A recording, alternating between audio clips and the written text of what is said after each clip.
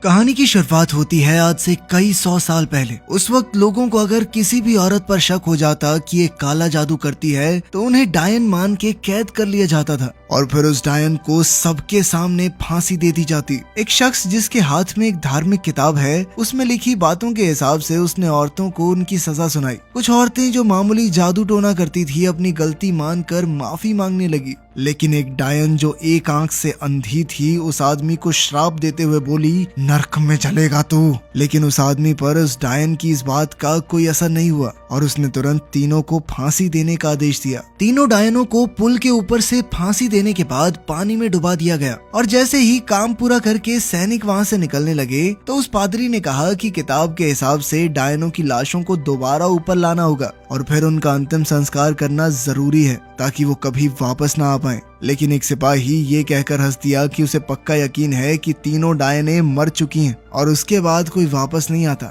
लेकिन उस पादरी को बहुत चिंता हो रही थी। ये काम पूरा करने के लिए वो आधी रात को पुल पे आकर एक एक करके डायनों को ऊपर खींचकर मंत्रों का उच्चारण करने लगा। उसने बिना डरे ये सारा काम किया, जबकि इस दौरान एक डायन का शरीर तो भयानक तरीके से हिल रहा था, लेकिन एक आखिरी डायन को ऊपर खींचने में बहुत ही ज्यादा ताकत लग रही थी। पादरी उसे ऊपर नहीं खींच पाया, उल्टा वो खुद पानी में गिर गया। इससे पहले कि यह शैतानी ताकत उसे मार दे, उसने किसी भी तरह बच के भागने की कोशिश की और पुल के ऊपर पहुंचकर किताब में उन मंत्रों को ढूंढने लगा जिनसे उस शैतानी ताकत से बचा जा सके। लेकिन उसे ज्यादा वक्त नहीं मिला क्योंकि तभी उस डायन की शैतानी आत्मा पानी के ऊपर कूद आई और अपनी शक्तियों का इस्तेमाल करते हुए उस डायन ने किताब को जला डाला। साथ ही उसने पादरी को बिल्कुल वैसी ही मौत दी जैसी उसने उन सबको देने की कोशिश की थी। अब कहानी कुछ साल आगे बढ़ गई जहाँ पर युद्ध की तैयारी चल रही है। हजारों सिपाहियों में से एक योद्धा बेमैन और उसका साथी फेल्सन आपस में मजाक में तू मैं कर रहे थे कि कौन ज्यादा दुश्मनों को मारेगा और कुछ ही मिनटों में युद्ध शुरू हो गया।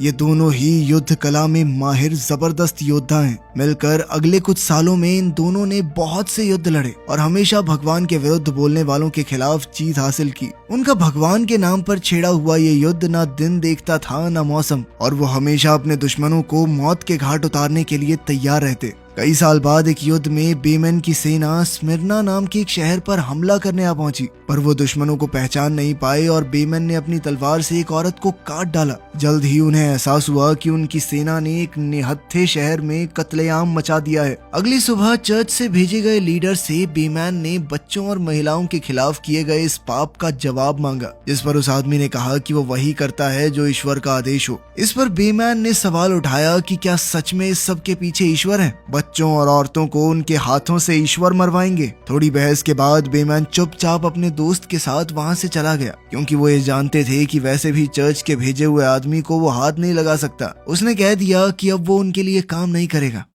एक महीने बाद वो दोनों रहने के ठिकाने की तलाश में एक घर में घुसे, लेकिन यहाँ कोई नहीं था। थोड़ा ढूंढने पर उन्हें एक बिस्तर पर एक पति पत्नी मरे हुए मिले, जिनका शरीर पूरी तरह छालों से भरा हुआ था। इससे पहले कि ये बीमारी उन्हें भी जकड़ ले, उन्होंने वहां से निकलकर घर को जला दिया। जल्द ही उन्हें एक शहर दिखाई दिया जिसके ऊपर कई 100 कौवे उड़ रहे थे। बेमन वहाँ थोड़ा बहुत राशन पानी ढूंढने के लिए जाना चाहता था, लेकिन फेल्सन का मन नहीं मान रहा था। उसके हिसाब से यहाँ जाना ठीक नहीं रहेगा, लेकिन जरूरत के कारण वो दोनों वहाँ पहुँच ही गए। ये पूरा शहर बीमारी से जूझ रहा था। लोग ईश्वर से प्रार्थना कर रहे थे कि उन्हें शैतान के श्राप से छुटकारा मिले। दोनों योद्धाओं को कुछ भी समझ नहीं आ रहा था। हालात को समझाते हुए एक सिपाही जोहान ने उन्हें बताया कि एक शैतानी बीमारी प्लेग है जो हर जगह फैली हुई है और इसका कोई इलाज नहीं। बेमन घोड़ों के लिए चारे का बंदोबस्त कर ही रहा था कि तभी उसकी कुछ मदद करते हुए एक बच्चे से उसकी तलवार गिर गई और दुकान के मालिक ने तलवार पर बना निशान देख लिया। पहचाने जाने के डर से वो और फेल्सन जल्द से जल्द वहाँ से निकलने लगे,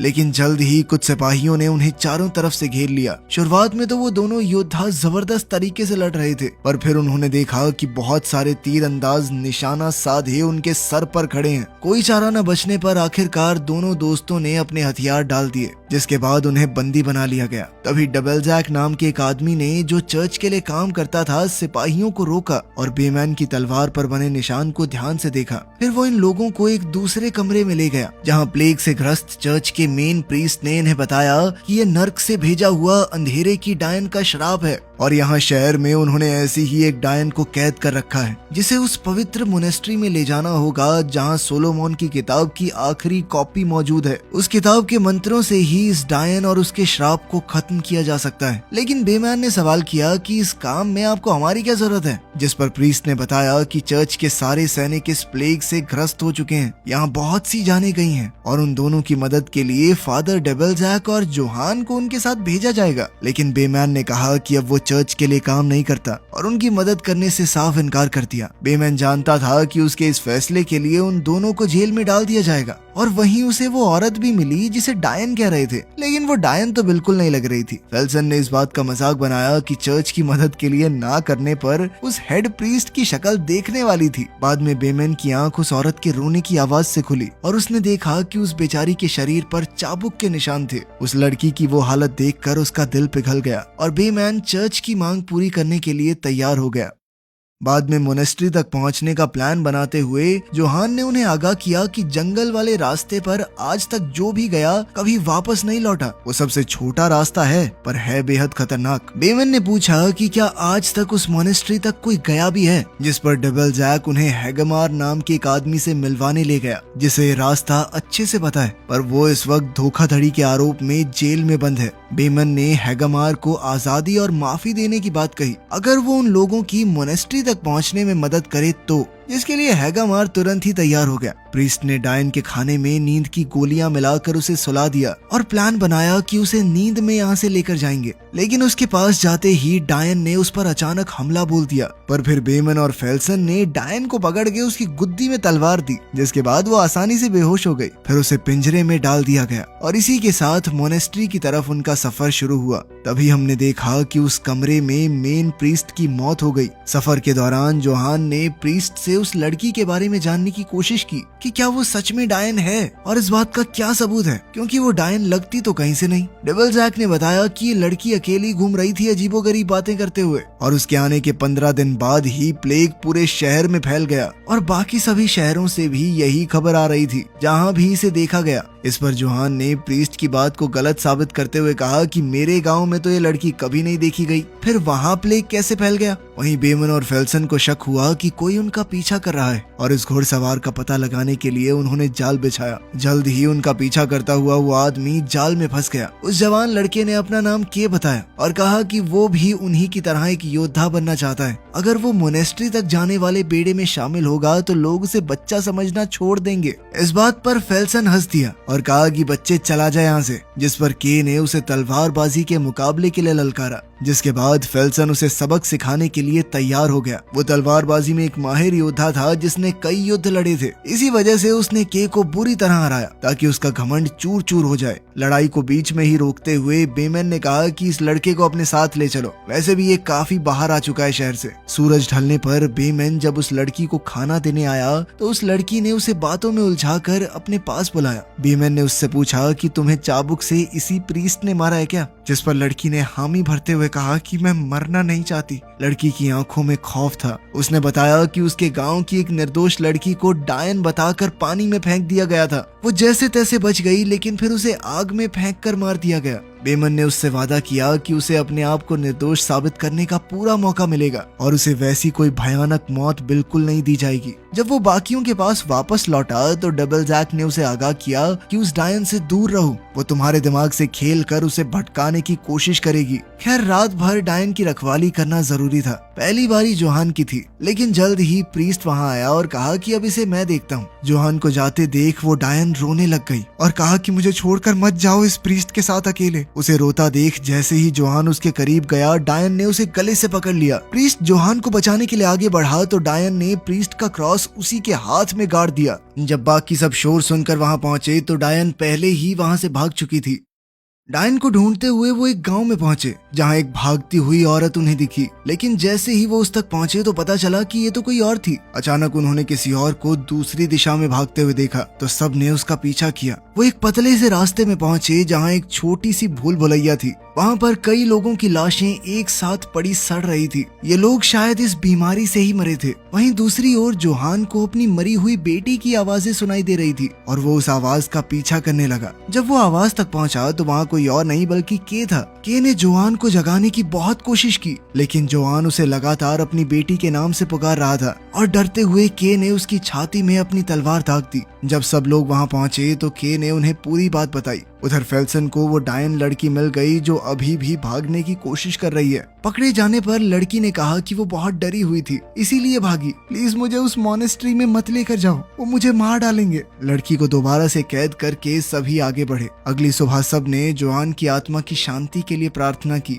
जिसके बाद डेविल जैक ने बेमन को बताया कि डायन के कारण ही उन्होंने अपने साथी को खोया है और वो सभी सोच समझ कर बातें करें, क्योंकि डायन सब कुछ सुन सकती है और वो सबकी कमजोरियों को उनके खिलाफ इस्तेमाल भी करेगी। बेमन ने प्रीस्ट की बात पर ज्यादा ध्यान नहीं दिया। ये देखकर वो डायन प्रीस्ट की तरफ हल्की सी मुस्कुराई और सफर आगे बढ़ने लगा। अगले दिन वो लोग एक पुराने पुल पर पहुंचे जो काफी खस्ता हालत में था और उसे पार करते हुए वो पूरा भी टूट सकता है। बेमन ने हिम्मत दिखाते हुए उस पुल को पार किया और पहले सभी योद्धाओं को घोड़े के साथ पुल को पार करने को कहा। फिर आखिर में वो डायन वाली गाड़ी को पार करवाएंगे। डायन की गाड़ी को पुल पार करवाते हुए के खाई में गिरने ही वाला था कि तभी डायन ने उसकी कलाई को पकड़कर बड़ी ही आसानी से उसे ऊपर खींच लिया। लेकिन इतनी ताकत किसी आम लड़की में तो नहीं हो सकती। गाड़ी पार होते ही पुल टूटकर नीचे गिर गया। कोई और रास्ता नजर न आने पर अब वो जंगल में ही पहुंच गए। धुंध बहुत ज्यादा थी जिस वजह से उन्हें कुछ भी दिखाई नहीं दे रहा था। तो बेमन ने कहा कि धुंध साफ होने तक वो यहीं रुकेंगे।